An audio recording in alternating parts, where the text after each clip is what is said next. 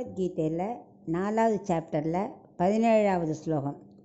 கர்மணோ ஹ்யபி போதவ்யம் போதவ்யம் ச விகர்மணஹ அகர்மணஸ்ச போதவ்யம் கஹனா கர்மணோ கதிஹி. இப்போ இதுக்குள்ள அர்த்தத்தை பார்க்கலாம். கண்ணன் சொல்லின்னு இருக்கார் அர்ஜுனன்ட்ட, இந்த ஞானிகள் மாதிரி பெரிய தவம் எல்லாம் தெரிஞ்சவாளுக்கு கூட இந்த கர்மா விகர்மா அகர்மாவை பற்றி தெரிஞ்சுக்கிறது ரொம்ப கஷ்டம். அப்படிப்பட்ட ரொம்ப கஷ்டமான விஷயத்தை நான் உனக்கு இப்போ நான் சொல்லித்தரேன்.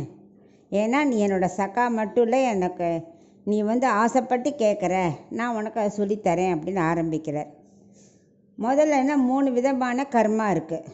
ஃபஸ்ட்டு கர்மானா தெரியும், டியூட்டி, நம்ம டெய்லி பண்ணுறது, எப்பவும் பண்ணுற கர்மாக்கள்.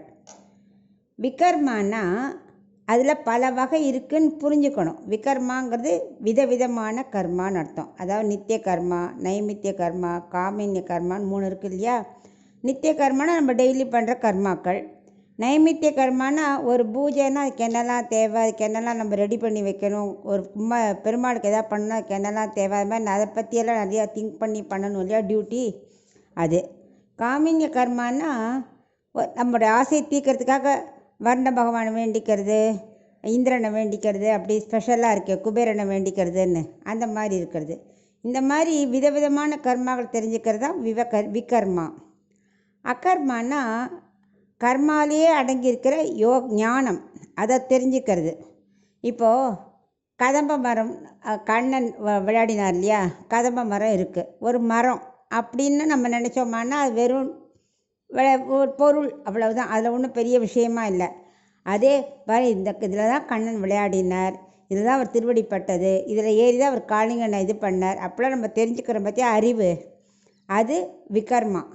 விதவிதமான சேஷ்டிதங்களை தெரிஞ்சுக்கிறது. அதே அகர்மானா இதை இந்த திருவடிப்பட்ட இடத்த நான் சேவிக்கிறேன் அப்படின்னு உள் மனசுக்குள்ளே அதுக்காக பக்தியை வளர்த்துக்கிறது, அது அகர்மா. ஸோ இந்த 3 விதமான கர்மாக்களையும், கர்மா விகர்மா அகர்மா எல்லாத்தையும் தெரிஞ்சுக்கணும்.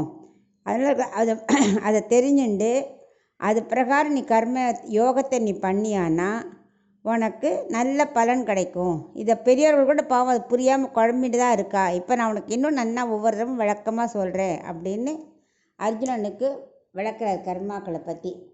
அதுதான் கர்மா விகர்மா அகர்மா.